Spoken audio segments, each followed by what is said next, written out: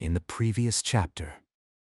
He so immersed himself in those romances that he spent whole days and nights over them, and so with little sleep and much reading, his brains dried up, and he lost his wits.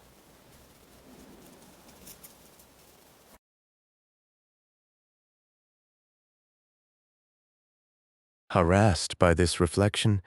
he made haste with his scanty pothouse supper, and having finished it called the landlord, and shutting himself into the stable with him, fell on his knees before him, saying, "From this spot I rise not, valiant knight, until your courtesy grants me the boon I seek, one that will redound to your praise and the benefit of the human race." The landlord, seeing his guest at his feet, and hearing a speech of this kind, stood staring at him in bewilderment, not knowing what to do or say, and entreating him to rise, but all to no purpose, until he had agreed to grant the boon demanded of him.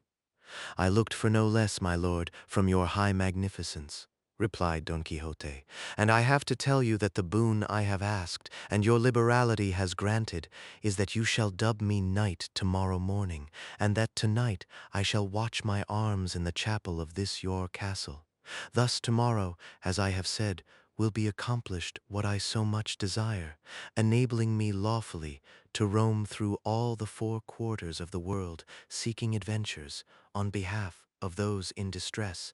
as is the duty of chivalry and of knights errant, like myself, whose ambition is directed to such deeds."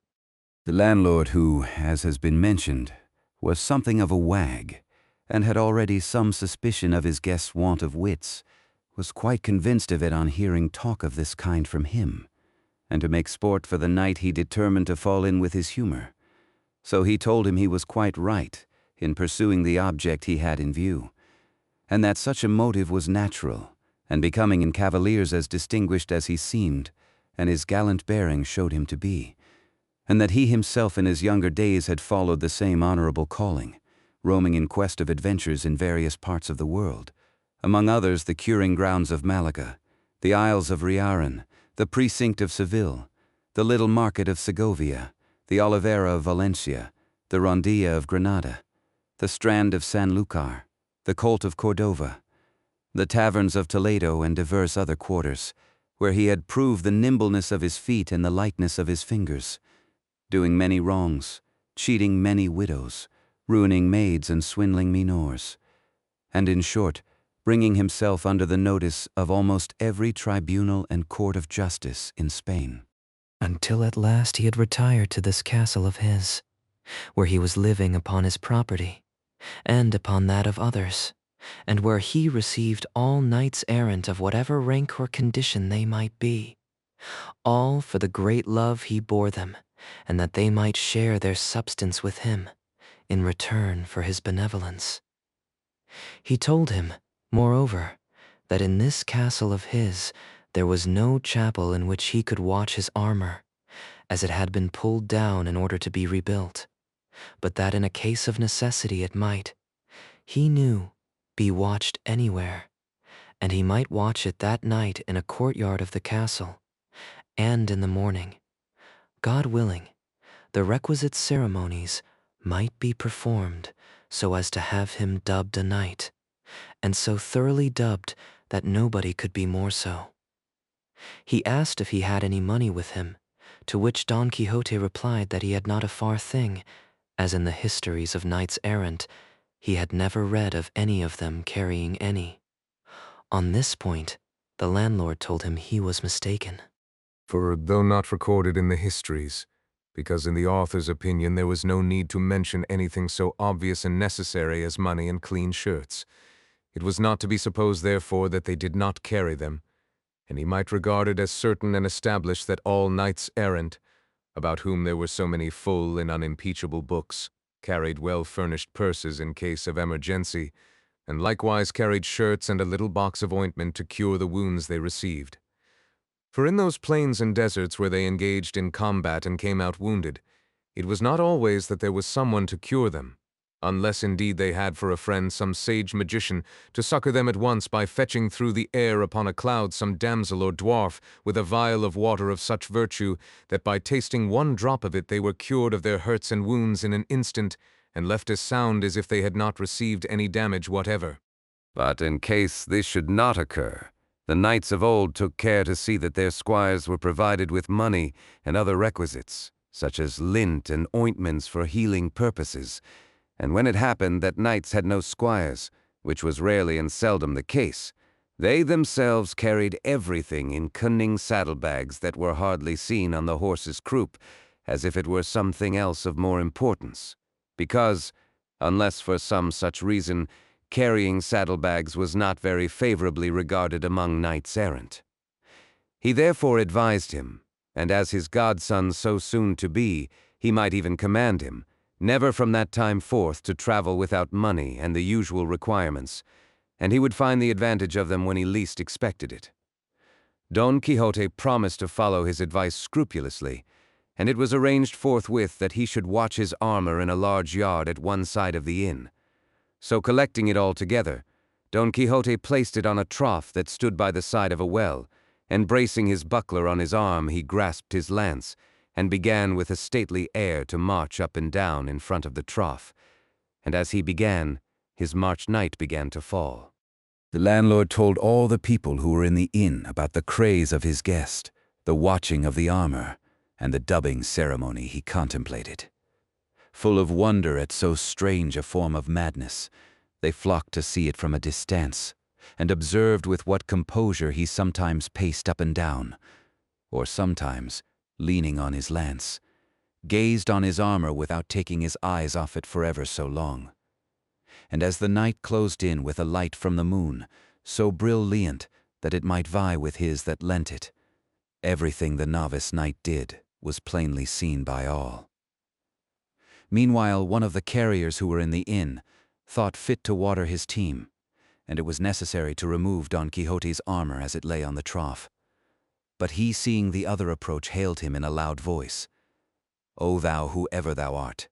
rash knight that comest to lay hands on the armor of the most val oris errant that ever girt on sword, have a care what thou dost. Touch it not, unless thou wouldst lay down thy life as the penalty of thy rashness." The carrier gave no heed to these words, and he would have done better to heed them if he had been heedful of his health, but seizing it by the straps flung the armor some distance from him. Seeing this, Don Quixote raised his eyes to heaven, and fixing his thoughts, apparently, upon his lady Dulcinea, exclaimed, "Aid me, lady mine, in this the first encounter that presents itself to this breast which thou holdest in subjection. Let not thy favor and protection fail me in this first jeopardy." And with these words and others to the same purpose, dropping his buckler, he lifted his lance with both hands, and with it smote such a blow on the carrier's head that he stretched him on the ground, so stunned that had he followed it up with a sec onde, there would have been no need of a surgeon to cure him. This done, he picked up his armor and returned to his beat with the same serenity as before. Shortly after this, another, not knowing what had happened, for the carrier still lay senseless, came with the same object of giving water to his mules, and was proceeding to remove the armor in order to clear the trough, when Don Quixote, without uttering a word or imploring aid from anyone, once more dropped his buckler, and once more lifted his lance, and without actually breaking the sec on carrier's head into pieces, made more than 3 of it, for he laid it open in 4. At the noise, all the people of the inn ran to the spot, and among them the landlord. Seeing this, Don Quixote braced his buckler on his arm, and with his hand on his sword exclaimed, "O Lady of Beauty, strength and support of my faint heart, it is time for thee to turn the eyes of thy greatness on this thy captive knight, on the brink of so mighty an adventure." By this he felt himself so inspired that he would not have flinched if all the carriers in the world had assailed him.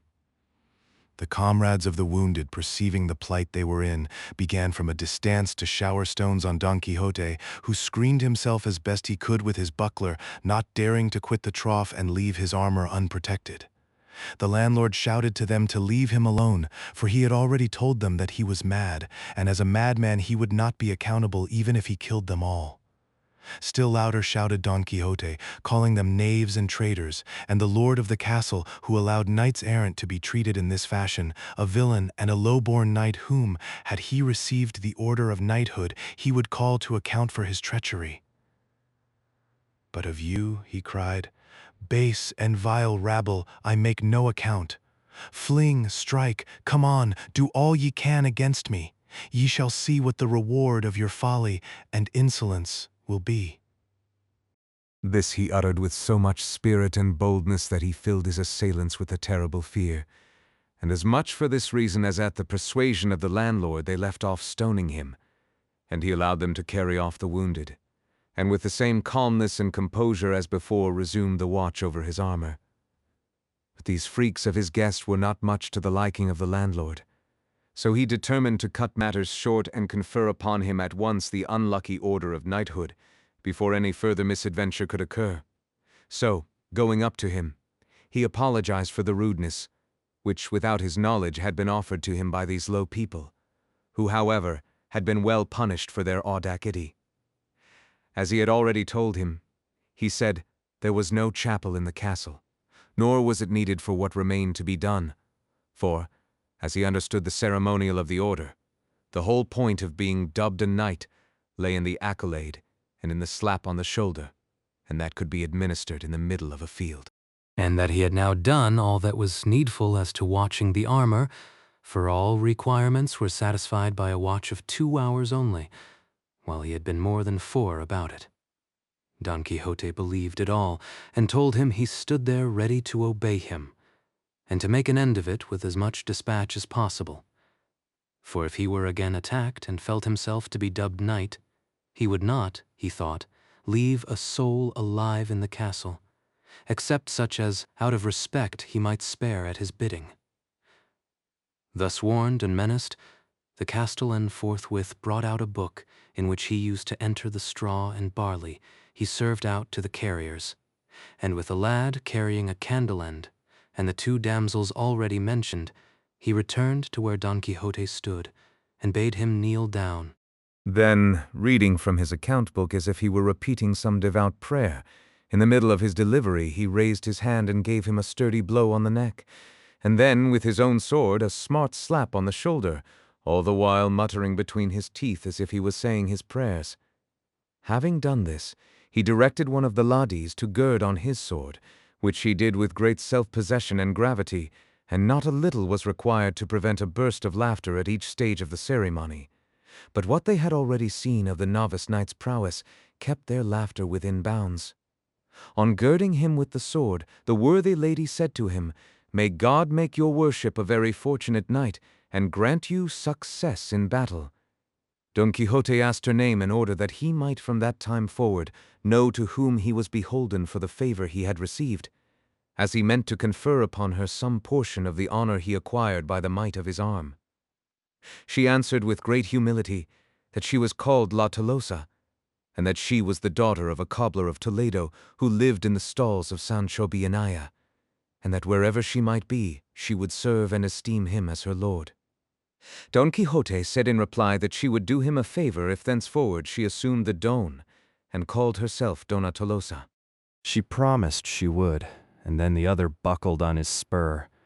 and with her followed almost the same conversation as with the lady of the sword. He asked her name, and she said it was La Molinera, and that she was the daughter of a respectable miller of Antequera,